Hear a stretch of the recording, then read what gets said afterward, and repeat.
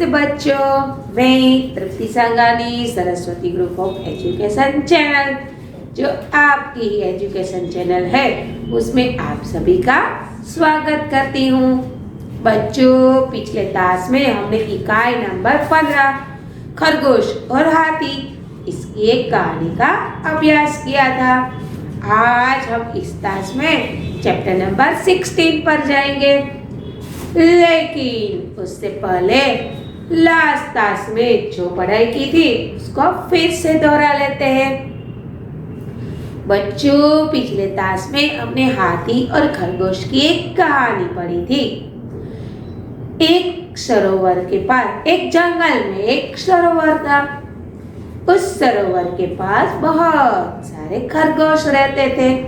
खरगोश सरोवर के आसपास की गीली जमीन के अंदर क्या करते थे? रहते थे। उसने वहां पर अपना घर बनाया था। वहां पर खरगोश उछलते, कूदते, दौड़ते, मस्ती करते और आनंद करते थे। इस प्रकार वह अपना जीवन व्यतीत करते थे।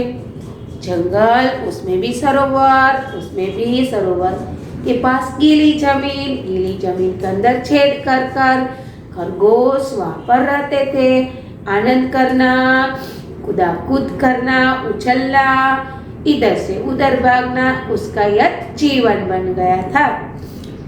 लेकिन उसी सरोवर के अंदर एक दिन हाथियों का झुंड आता है। उस हाथियों के झुंड में कुछ हाथी बहुत शरारती थे। वह क्या करते थे? वह बहुत मस्तीखोर थे। कभी एक हाथी दूसरे हाथी पर चढ़ जाता तो कभी दूसरा हाथी पहले हाथी पर चढ़ जाता। इस प्रकार वो बदमाशी, शरारती करते रहते थे और कई बार उसकी वजह से बहुत सारे खरगोश को नुकसान भी होता था।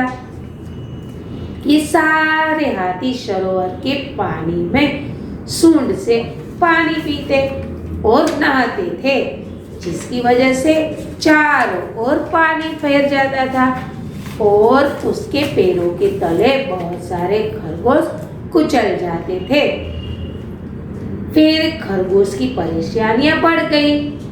तभी खरगोशों ने आपस में मिलकर सोचा कि हमें इस हाथी से तो बचना पड़ेगा, क्या किया जाए।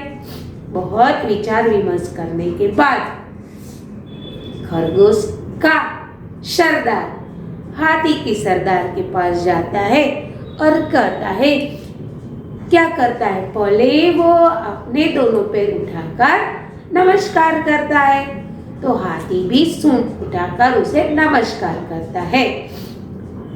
वो हाथी के सरदार से कहता है कि हम चंदा मामा के भांजे हैं, कुछ दिनों से यहाँ पर रहने आए हैं, लेकिन चंदा मामा आपसे बहुत नाराज है। सरदार, हाथी का सरदार उसे पूछता है, वो क्यों बोला? क्योंकि आपकी वजह से हमें बहुत नुकसान होता है। रात के समय चंदा मामा सरोवर में पानी पीने के लिए आते हैं। आप उसी से पूछ लीजिएगा कि वो आपसे क्यों नाराज है। वैसे मैं बता देता हूँ कि आपकी वजह से मेरे बहुत सारे साथी कुचल जाते हैं और दबकर मर जाते हैं। यह बात सुनकर हाथियों के सरदार सोच में पड़ गया। वह रात के समय सरोवर के पास आया। सभी खरगोश भी वहां पर आए। तभी चंदा मामा की परछाई पानी में पड़ रही थी और हवा इतनी तेज चल रही थी कि पानी हिल रहा था, इसलिए चंदा मामा हिलते डुलते दिखाई दिए। तब खरगोश ने कहा कि देखिए चंदा मामा आप पर बहुत क्रोधित है, इसीलिए वो यहाँ से इधर दौड़ लगा रहे और आप पर दृष्टिपात कर रहे हैं। तभी हाथियों के सरदार ने अपने साथियों के साथ मिलकर कहा कि मैं आप सबकी माफी मांगता हूँ और अब से हम आपको परेशान नहीं करेंगे, हम यहाँ से चले जाएंगे। और हाथी वहां से अपने झुंड को लेकर चला जाता है। इस प्रकार खरगोश अपनी जान बचाते हैं। तो बच्चों, यहाँ पर आपको यह सीख मिली थी कि खरगोश छोटा हुआ तो क्या हुआ, हर इंसान अपनी समस्या का समाधान खुद निकाल सकता है। ठीक है, चलो अब बात करते हैं आज के क्लास में आज की इकाई की। आज की इकाई है पहेलियाँ। अब आपको पता है कि पहेलियों का अर्थ क्या होता है। ठीक है, चलो मैं आपको पहले 2 पहेलियाँ पूछती हूँ, फिर हम इकाई की शुरुआत करते हैं। दिन में सोए, रात में रोए, दिन में सोए, रात में रोए, जितना रोए उतना खोए, जितना रोए उतना खोए।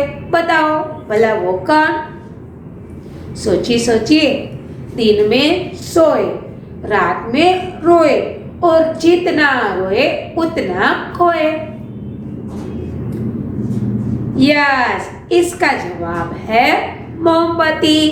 मोमबत्ती क्या करती है? उसको रात को ही जलाया जाता है, यानी कि वो जलती है तो मील पिघलता है। इसका मतलब है कि वो रोती है और जो रोती है उतनी वो खत्म होती जाती है। अब आगे, ना कभी आता ना कभी जाता, इसके भरोसे जो रहता वो सदा पछताता। ना कभी आता और ना कभी जाता, जो लोग इसके भरोसे रहते हैं वो सदा पछताते हैं। चलो बताइए क्या? यस, कल। ना कभी कल आता है ना कभी कल जाता है और हर इंसान इसके भरोसे बैठा रहता है कि कल यह हो जाएगा, लेकिन होता कुछ नहीं है और बाद में पछताना पड़ता है। बच्चों, आपको पहेलियाँ बहुत पसंद होगी, है ना? इससे क्या फायदा होता है? पहेलियाँ हमारे विचार शक्ति को बढ़ाती है। क्या करती है? हमारी विचार शक्ति को बढ़ाती है। हम बहुत सोचते हैं, समझते हैं, हमारी तर्क शक्ति का विकास होता है कि नहीं? यस, चलो हम इकाई की ओर आगे बढ़ते हैं। पहेलियाँ सबको पसंद आती है। पहेलियाँ समस्या या प्रश्न के स्वरूप में होती है। उन्हें समझना बड़ा रसप्रद होता है। पहेलियाँ हमारी विचार करने की शक्ति को बढ़ाती है और ज्ञान में वृद्धि भी करती है। सही बात है, हमारे ज्ञान का विकास भी होता है। बहुत सारी समस्याएं और प्रश्न के रूप में ये पहेलियाँ बिछी हुई होती है और सुलझाने में हमारा दिमाग लग जाता है और बहुत सारे विचार करता है, जिससे हमारे ज्ञान की वृद्धि भी होती है कि नहीं? चलो बच्चों, आपकी इकाई में यहाँ पर 5 पहेलियाँ दी गई है। हम बारी बारी से सबका अभ्यास करते हैं और उसको सुलझाने का प्रयास करते हैं। पहला, गोल गोल घर है मेरा, हर कमरे में रस, जो ही मुंह में रखोगे हो जाओगे मस्त। अब इसे समझने से पहले आपको क्या समझना पड़ेगा? या शब्दार्थ को समझना पड़ेगा। तो चलो पहले शब्दार्थ की ओर दृष्टिपात करते हैं। कमरा यानी कि कक्ष, आसमान यानी कि आकाश, शीश यानी कि मस्तिष्क, मस्तक, मध्य यानी कि बीच, पहाड़ यानी कि पर्वत। गोल गोल घर है मेरा, हर कमरे में रस, जो ही मुंह में रखोगे हो जाओगे मस्त। यहाँ पर यह पहेलियाँ यह बताती है कि यह कुछ खाने की चीज तो है, क्योंकि अंत में बताया गया है कि जो मुंह में रखोगे हो जाओगे मस्त, यानी कि कोई खाने की चीज है। मुंह में रखते ही हमें बहुत सारा आनंद आएगा। और वो किस प्रकार की है? तो वो बताती है कि वह मेरा घर क्या है, गोल गोल है। खाने की चीज का आकार कैसा है? गोल गोल है। हर कमरे में रस यानी कि कुछ ऐसी खाने की चीज है जो गोल गोल है और प्रत्येक कमरे में क्या भरा है? रस भरा हुआ है। अब जो ही आप मुझे मुंह में डालोगे आप मस्त हो जाओगे। चलो बच्चों सोचिए क्या होगा? खाने की चीज है, गोल गोल है और पूरी रस से भरी है ये खाने की चीज, और खाकर ही बड़ा आनंद आ जाता है। यस, इसका उत्तर है जलेबी, क्योंकि जलेबी गोल गोल होती है और प्रत्येक कमरे में क्या होता है? रस भरा होता है और वो बहुत मीठी होती है। जैसे ही मुंह में आती है मजा आ जाता है कि नहीं? यस। अब दूसरी पहेली देखते हैं। धरती में मैं पैर छिपाता, आसमान में शीश उठाता, टिकता हूँ पर चल नहीं पाता, पैर से ही भोजन खाता। चलो अब बताइए कि धरती में मैं पैर छिपाता यानी कि यह कुछ ऐसी चीज है जो धरती पर अपना पैर छिपाती है, आसमान में शीश उठाता। पैर जमीन के अंदर होते हैं और उसका मस्तिष्क आसमान की ओर ऊपर उठा रहता है। टिकता हूँ पर चल नहीं पाता यानी कि वह जमीन से के साथ जुड़ा रहता है लेकिन वहां से हिलता नहीं है। पैरों से ही मुंह भोजन खाता और पैरों से ही उसे भोजन मिलता है। चलो बताइए ये क्या होगा? ऐसी कौन सी चीज है जिसके पैर जमीन के अंदर होते हैं और उसका शीश यानी कि मस्तिष्क आसमान की ओर ऊपर उठता है? इतना ही नहीं, वो जमीन पर टिका रहता है लेकिन चल नहीं पाता है और अपने पैरों से ही भोजन करता है। सोचिए सोचिए। यस, पेड़। इसका उत्तर है पेड़ यानी कि वृक्ष। वृक्ष क्या करता है? उसका थल, उसकी मूली सब कहाँ पर होती है? जमीन के अंदर, यानी कि उसके पैर जमीन के अंदर होते हैं और वो सीधा तान कर खड़ा रहता है। पेड़ आसमान की ओर अपना मस्तिष्क उठाकर रहता है। इतना ही नहीं, वो जमीन पर टिकता है लेकिन चल नहीं पाता है।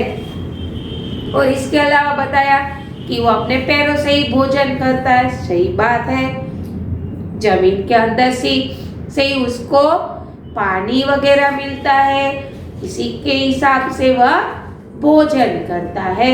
सूर्य प्रकाश मिलता है उसको, है कि नहीं? और यस, तो इसका उत्तर है वृक्ष, पेड़।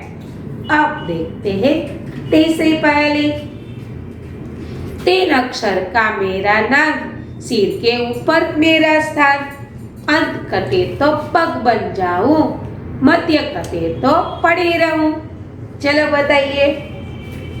3 अक्षर का नाम है, सिर के ऊपर मेरा स्थान यानी कि सिर के ऊपर वो चीज रहती है। क्या कहा है कि अंत कट जाए तो मैं पग बन जाऊं और मध्य कट जाए तो मैं पड़ी रहूं कहीं पर भी। सोचिए सोचिए क्या होगा? यस, इसका उत्तर है पगड़ी। पगड़ी कहाँ पर रहती है? सिर पर रहती है। अगर मध्य कट जाए यानी कि ग निकल जाए तो क्या करता है? कहीं पर भी पगड़ी पड़ी रहती है। और अंत कट जाए तो पग बन जाए यानी कि पगड़ी। पगड़ी का स्थान सिर पर होता है और वह कहीं पर भी पड़ी रहती है। ठीक है, अब देखते हैं चौथी पहेली। पहाड़ है पर पत्थर नहीं, नदी है पर जल नहीं, शहर है पर जीव नहीं, जंगल है पर पेड़ नहीं। बताइए बताइए मैं कौन? सोचिए। पहाड़ है लेकिन पत्थर नहीं नजर आते, नदी है पर जल नहीं नजर आता। शहर है लेकिन उसमें कोई जीव नहीं दिखाई देते, और जंगल है पर कहीं पर भी पेड़ नहीं दिखाई देते। चलो आप ही बताइए ये क्या होगा? ऐसी कौन सी चीज है जहाँ पर पहाड़ है, पत्थर नहीं है, नदी है, जल नहीं है, शहर है लेकिन कोई जीव नहीं है, और जंगल है तो पेड़ नहीं है? यस, मानचित्र यानी कि नक्शा। नक्शे में क्या होता है? पहाड़ दिखते हैं लेकिन पत्थर नहीं होते हैं, नदी होती है लेकिन जल नहीं होता है, शहर दिखाई देते हैं लेकिन कोई जीवात्मा नहीं दिखाई देती, और जंगल है लेकिन कहीं पर भी पेड़ों का नाम निशान नहीं है। यानी कि मानचित्र, हमारा नक्शा, हमारा नहीं, भारत देश का नक्शा, गुजरात का नक्शा यह। ठीक है, अब आगे देखते हैं। पहली नंबर 5, कागज का घोड़ा, धागे की लगाम, छोड़ दे धागा तो करे सलाम। चलो बताइए, कागज का घोड़ा, किसका घोड़ा है? कागज का। और धागे की लगाम, उस पर धागे की क्या लग जाती है? लगाम लग जाती है।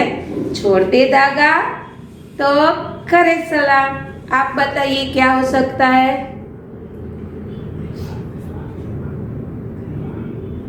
दिमाग लगाइए आप अपना। चलो, कागज का घोड़ा है, धागे की लगाम है, यस, हवा से चलती है, यस, पतंग जो आप संक्रांत में उड़ाते हैं, है कि नहीं? यस। तो बच्चों, आपको ये सारी पहेलियां समझ में आ गई होगी, आपको मजा भी आया होगा। वैसे तो ये बहुत छोटी छोटी पहेलियां है, आपको तो और अच्छी पहेलियां सुनने में और समझने में मजा आता होगा, है कि नहीं? चलो मैं एक पहेली सुनाती हूँ। एक ऐसी चीज है जिसमें फल भी है, जिसमें फूल भी है, और एक मिठाई भी है। चलो बताइए ऐसी कौन सी चीज है जिसके नाम के आगे फल भी आ जाता है, फूल भी आ जाता है, और एक खाने की चीज भी है, मिठाई।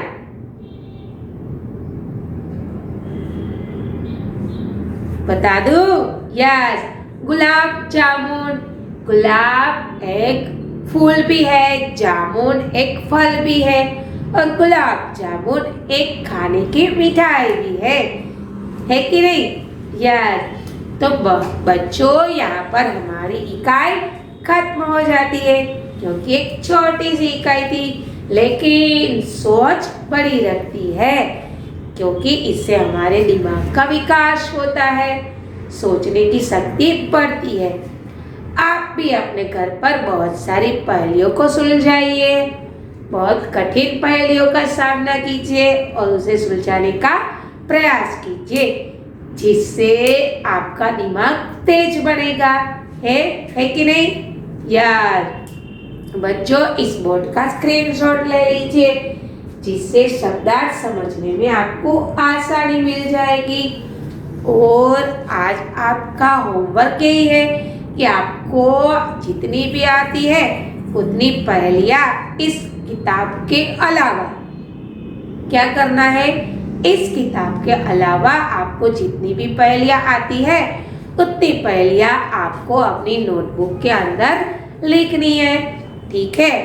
गुड हैंडराइटिंग के साथ दिनांक, विषय लिखकर, चैप्टर नंबर। बच्चों, मैं आशा करती हूँ कि इस इकाई में आपको बहुत मजा आया होगा। आप अब यहाँ से क्या करने लगेंगे? यस, आप यहाँ से अपनी पहेलियाँ ढूंढने लगेंगे होमवर्क के रूप में, और आप अपना दिमाग भी लगाइए, ठीक है? बच्चों, यहाँ पर हमारी सारी इकाई खत्म होती है, हमारा पूरा सिलेबस खत्म हो जाता है, लेकिन आपकी पढ़ाई खत्म नहीं होती है। अब आपको इन सारी इकाइयों को फिर से दोहराना है रिवीजन के रूप में। ठीक है, अगले तास में फिर मुलाकात होगी। तब तक के लिए अलविदा। धन्यवाद।